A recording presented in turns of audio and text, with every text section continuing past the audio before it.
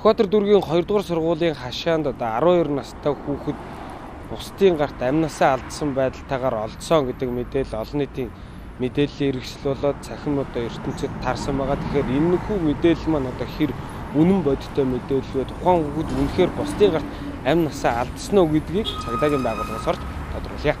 Тэгэхээр 2014 оны 10 сарын 22-ны өдөр Сүхбаатар дүүргийн нутаг дэвсгэр 2 дугаар сургуулийн хашаанд нас барсан байна гэсэн мэдээллийн дагуу цагдаагийн байгууллагч шалгалтын ажиллагаа хийсэн. Ингээд шалгалтын ажиллагаа хийхэд 12 настай иргэн амнасаа хохироосон ийм үйлдэлтэй байгааг нэргийн газрын үзлэг хийгээд одоо Монгол Улсын эрүүгийн хуулийн тусгай ангийн заасан 95 дугаар зүйлээр эрүүг үүсгэх шалгалтын ажиллагаа маань хийгдээ явагдаж байна. Эхний үзлэг болон гэрчийн мэдүүлэг бус толбогдох мэдүүлэг тайлбар дээр бол тухайн иргэн бол бусдын гарт амнасаа алдсан гэсэн шин тэмдэг байхгүй өөрийнхөө амнасыг хохироосон гэсэн үндслээр бол ингээд шалгалтын ажиллагаа Сүхбаатар дүүргийн цагдаагийн 1-р хэсгээр хийгдээ явагдаж байна.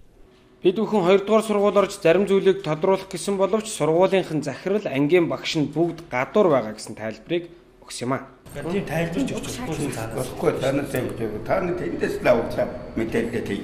Тэр одоо мэдээлэл авдаг газар тустай байна шүү. Мэдээлэл байгаа шин. Энэ мэтчлэн амиа хорлолт болон хүчингийн иргэн талаар мэдээлэлтэй хэвлэл мэдээллийн байгууллагуудыг болгоомжтой үнэн зөв мэдээлэл түгээж ажиллахгүй бол цаана олон хүний нэр төр эрх сэвтэх аюул байдгийг цагдаагийн байгууллага болон хүний эрхийн байгууллагаас анхааруулж байна.